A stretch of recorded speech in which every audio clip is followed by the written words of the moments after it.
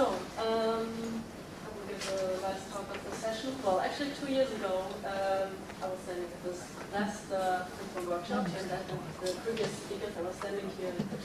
If you have questions, if you have samples, send me your samples. And well, the story of these SEY studies go back to Chris Young, who shipped me an NbT sample. The sample was, well, it was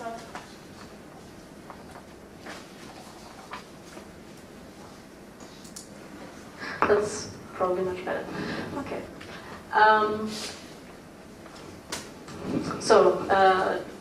After the last Aull Workshop, Chris Young from SDI shipped an MGB2 film on niobium to CERN for measurements in the quadrupole resonator.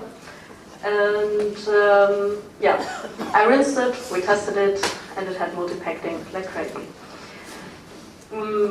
First of all, we thought something is wrong, so we took it out, we rinsed it again, we measured it again, the multipacting got even stronger. So this is actually the sample as received.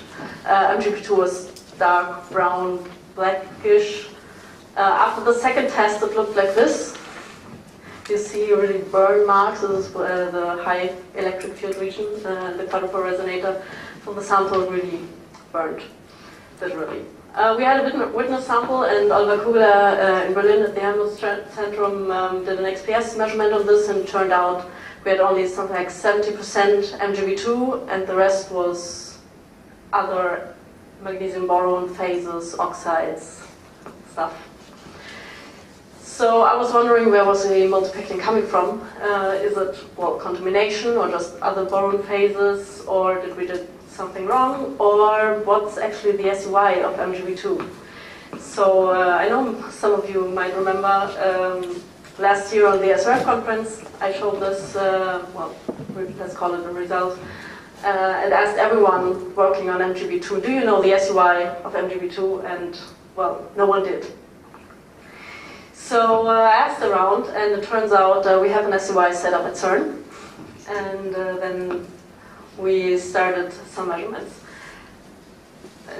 Before I go into details with the data, because in the end I did quite some studies on several samples, which are relevant for cavities, let me just walk you through the SEY mechanism, because I think most of us are not familiar with this. So after I said now 10 times SEY, this stands for secondary electron yield. So this is basically the number of secondary electrons emitted into vacuum per primary incoming electron hitting the surface. So what's actually happening is that you have a primary electron, well, which hits the surface, it travels through the material, and it produces secondary electrons as it slows down. So the number of secondaries created increases with the energy of the arriving electron, and the penetration of the electron of the primary increases with its energy as well. And most of the secondaries are created at the very end of the path of the primary. Then second thing is that the probability for the internal already created secondaries to escape goes exponentially. So in the end we have this is a standard SEY curve. You have the number of secondary electrons over the energy of the primary, and for very low energies, well, you're not creating so many secondaries, but you create them very close to the surface, so most of them get emitted. And for very high energies, you're creating a lot of secondaries, but they cannot escape from the material. So yeah, so there the SEY is also quite low, and well, there's of course somewhere a maximum where you have a lot of secondaries created and emitted. The SEY, fortunately or unfortunately, is closely related to the electrical conductivity. Metals have usually very low SEYs. This is due to the fact that the internal secondaries are scattering with the free electrons of the metal. Additionally to that, when they finally arrive at the surface, they have to overcome the vacuum barrier, so basically the work function, and this is rather high for metals. In contrast to that, we have insulators where there are basically no free electrons. So the secondaries are not scattering so much. They can basically scatter just with phonons and defects. And then also the electron affinity, so the vacuum barrier, is comparably low. So this results in rather high secondary electron yields. Just one thing to mention, because I know that coating people like to passivate everything with MgO. MgO has a very high secondary electron yield of roughly 15. This is why these dinodes in photomultipliers are usually coated with MgO to increase, to get a maximum number of electrons. Okay, so much so good. Alloys are somewhere in between metals and insulators, so they're usually, most of them are ranging between 1.5 and 3. If you look up SEY values in the literature, you will find probably many, because in the 30s and 40s there were a lot of measurements of the SEY. You will find numbers, but please be aware this is pure material. This is never a technical, in most of the cases, it's not a technical surface. Technical surface means that the surface of the sample was at some point exposed to air. So you have oxides and not the pure, in case of niobium, not the pure niobium, but you have oxide and pentoxide and hydrocarbons and stuff on it. But this is what we're actually interested in, aren't we? Because our cavity will be exposed to air at some point. The surface, the condition of the surface plays also a very important role. First of all, also the angle with the electron is hitting the surface plays an important role. If it goes really perpendicular to the surface, this is the best case. But if the angle is more grazing, then you have an increased SEY. If you have a very rough surface, then your SEY also goes down because, well, the emitted electrons get reabsorbed. But this is also nothing we want to have in the cavity, unfortunately. And then there's, well, the stuff on the surface, means oxides and contamination. Contamination can be, of course, really foreign material, but also hydrocarbons, condensed water, and condensed gases. Since we're usually talking about cryogenic surfaces, everything which is in your vacuum will probably condense to your surface, and then also influence the SEY, because the SEY is a surface effect. We're talking about a few nanometers, and the first monolayers on top of your surface play a role here. So the setup at CERN looks more or less like this. So we have a vacuum chamber under UHV. It's a room temperature measurement in this case. We have an electron source which provides an electron beam hitting the sample, and the secondaries which are emitted are collected by, well, the vacuum chamber, by the collector, and you basically measure the current through the sample and the collector, and from this you can calculate the SEY. The biasing is mainly to ensure that the emitted electrons are not, well, reabsorbed by the sample, but really go to the collector. A very nice feature of this setup is that it's connected to the XPS at CERN. And this means that you can transfer your sample between XPS and SEY under vacuum. So you're not changing the condition of your surface, especially, well, hydrocarbons and stuff like this. So, XPS. We use the XPS to get an idea of the condition of the surface, especially about the cleanliness. And we used also the sputter ion gun, which well, belongs to the XPS setup, and we sputter basically to get rid of the hydrocarbons, or basically of the carbon. So here you see a typical XPS of a niobium sample before and after sputtering. So red is, I don't know if you can read it, red is before sputtering and blue is after sputtering. And if we have a look in the details, we did an XPS, then we did an SEY, then we went back, and then we sputtered off enough of the surface until the carbon peak is gone. What you have to pay attention to is when you're sputtering, you also might change the chemistry of your surface. So this is not really a trivial thing. So we see here that the carbon peak is gone, but we also see that the niobium peaks shift. So apparently something is happening with the oxides as well.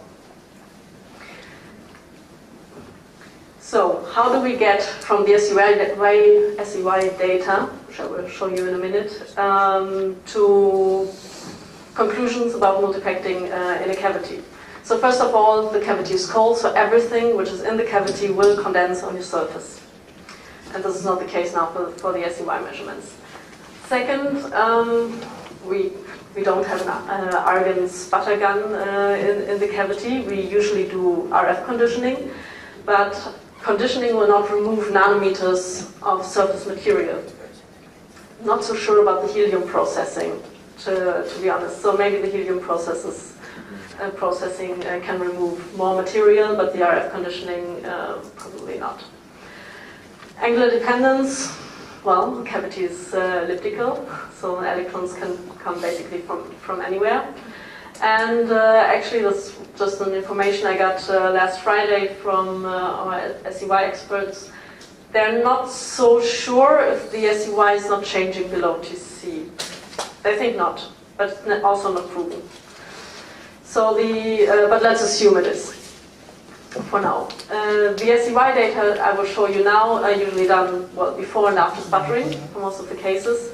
And I'm considering them as a bad case, so the as received state is basically a bad case. It might get worse with a cold surface, the bad case scenario, and a good case scenario after sputtering.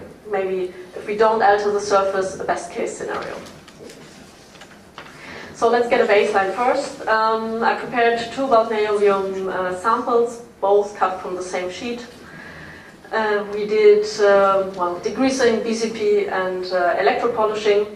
And you see here, this is basically really how all the slides will look like now. You get the atomic composition on one side, so basically the condition of the surface, how much whatsoever is on the surface, and the SEY accordingly. So we started with a quite dirty sample. So you see here for the BCP one, the red one, we had a lot of carbon, a lot of oxide, and a lot of other stuff where we didn't really know where it was coming from, and the SEY was pretty high in the end. So we compared this, we did another degreasing, and the SEY went down a little, and we did this also for an electro-polished sample. There the SEY was after degreasing already lower than the other one, and after sputtering the SEY really went down. This is actually very close to the literature value for niobium, which might be also due to the fact that the niobium oxides are also in that range, so they're also around 1.1, 1.3. So this is actually also the SEY not of niobium, but more the niobium oxide. Okay, so for the following materials, I will always plot also these 2 curves, the electropolished niobium, just for comparison. The truth in the cavity will probably be somewhere in between. So the truth, the cavity case. Niobium tinitride, Anne-Marie showed it already today, that this is also the composition. You see, as received, it was already kind of clean, but the SEY was very similar. I mean, it was basically identical to the niobium. After sputtering, even if you don't see a carbon peak in the XPS, you still have something like 5% of the surface covered with carbon. And you see, so 5%, this is already very, very, very clean. And you see that the other components changing with the sputtering.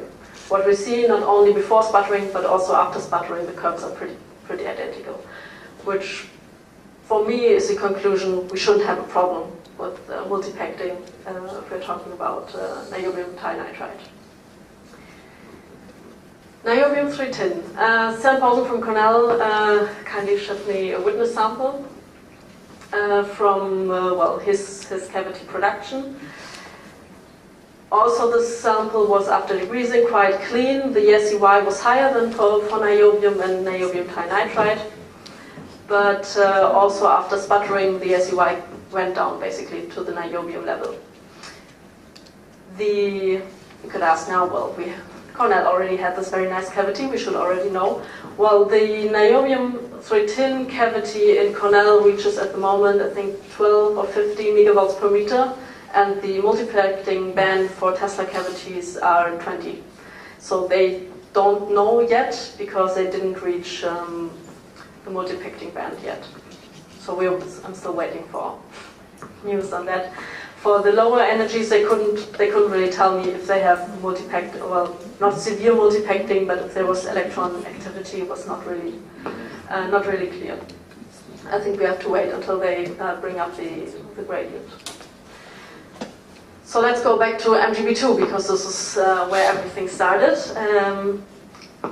She kindly prepared, well, actually 4 samples. 2 pure MgB2 and 2 passivated with MgO. And when I came to the fellow who was working on the SEY test, and he looked at it and said, no, MgO, we're not measuring this. This has an SEY through the roof, forget it. But we did the measurement on the pure MgB2. You see here not before and after sputtering, just the 2 samples in comparison. The SEY is, well, even higher than for the other ones, but not significantly higher. The problem with the MgB2 is the MgO, and the main problem is that the MgB2 degrades under air, and it forms MgO. So the longer the MgB2 is exposed to lab air, or during rinsing, or during mounting, or in the clean room, it will form more MgO, and then your SEY will rise. So that's also the reason why we did not sputter on the sample. So, what do we do with MgB2? Well, since it's degrading anyway, this is not only in multipacting issue, we need a passivation layer. MgO is out, I guess. So we need basically a layer which is, well, has no RF losses and has a low SEY. And this is a little difficult because, as I pointed out earlier, insulating layers have usually high secondary electron yields. So, well, metals would be good, but metals are usually dissipating under RF. So if someone could find the exotic exception to the rule, that would be fantastic and would save the MgB2. For the rest of the materials, well, first of all, we really need to consider the secondary electron yield of new materials, especially also when we're talking about the nictides. Because for them I don't think there's data. The niobium compounds don't seem to be a big issue, but still, in any case, we also need RF measurements for validation. I think this is clear in general. Okay, and last but not least, a lot of people contributed to this work. First of all, I really would like to thank everyone who provided samples and prepared samples and shipped and did chemistry. This was really a lot of work of all these people, and I would also like to thank the people working on the SEY test stand because, well, they spent a lot of time doing the measurements with me and discussing and answering all my questions. So I'm very thankful for this. Thank you.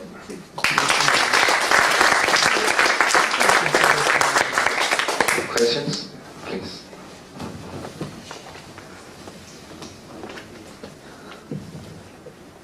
Yeah, just a comment on the XPS measurements. The shifts that you see in the niobium peaks, just from the glance that I got there, that may be due simply to charging of the sample. Well, the expert said it's shift in the oxides. I'm not an expert on the XPS, and this is what, well, the way people... the oxide, if you have an insulating layer on the surface of the metal, Yeah. as you deplete, right, you have photoelectrons coming off the surface. And that will create a potential at the surface that will then shift the kinetic energy of your measured photoelectrons, which will then shift the apparent binding energy higher. And I think that's what The shift is lower, to lower energies. right, after sputtering, right? Yes. Right, so you've removed that oxide, so now you Part have a of it. crushed metal surface, and so the energies. But we didn't remove all the oxide. It may be due to charging. I guess I'll leave it at that, Okay. and not to any Okay. chemical reaction. Yes, Sean.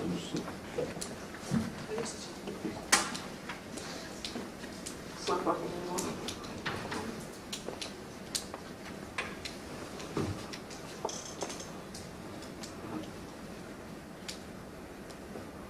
It's also kind of hard to see. It's not a very big difference, but it's there. There was this question already last Friday when you presented this at CERN. If you don't sputter away the MgO layer, how can you claim you are measuring the Nb2 SEY? I mean, you pretend that you don't want to sputter it because you risk to increase oxidation, but actually you would remove the layer. And if you don't do that, you are not measuring the Nb2. Yeah, I think we have to discuss this again, because it's also what we discussed on Friday. I gave this talk already last Friday for the vacuum group, and this is kind of contradictory to what Holger, Munir, and I discussed. So I think we have to discuss this again. Just a comment on this XPS data. You spotted the surface, yes, and you see that there is a shift between niobium, which shows pure niobium, yes? No, because you see the oxygen peak. I mean, this oxygen peak is lower, but it's still there. So it's not pure niobium. It's somewhere between niobium and niobium oxides, and probably more than one oxide. Right. The blue one is niobium after sputtering, yes? Yes. Right. And it is shifted towards lower binding energy, yes? Which means that the niobium that you, in the blue one, is pure niobium, yes? Well, this is a niobium peak, but there's also still oxygen, so it's still not 100%. Yeah. Because Okay. we have studied exactly the same SEY, and also in photocathode, yes? Okay. So, although we see the nitrogen, the oxygen there, but the niobium surface is niobium. This is what I believe, that we remove the very surface layer from oxide, but we have still some sub-oxide left after sputtering. You mean this is interstitial oxygen? Yes. Could be. Yeah, because the photocathode study showed that the quantum efficiency increased quite considerably, and also the work function has changed. So to look at this, you have to do, I think that's what we're going to do with angular resolve, to check where this oxygen exactly is. But niobium on the surface is definitely became metal, and that's why your niobium SEY decreased. Sure. That's it.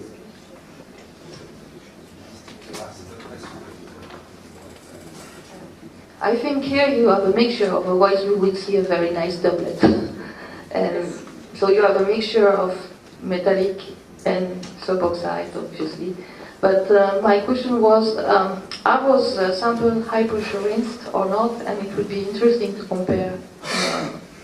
Well, it was not high pressure rinse. For the quadruple resonator, we low pressure rinse. So it's ultra pure water, but it's only 6 bar. And in this case, since the MgB2 is so sensitive to humidity, we rinse it with ethanol, not with water.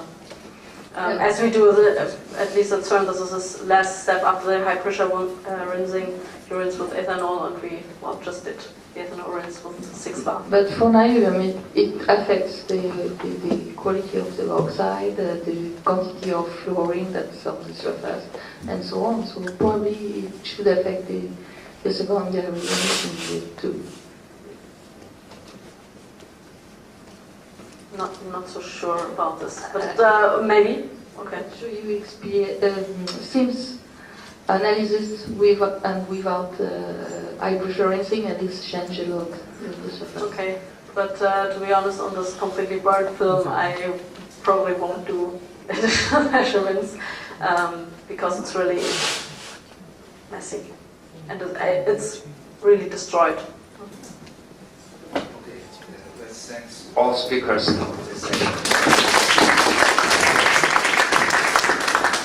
Any announcement?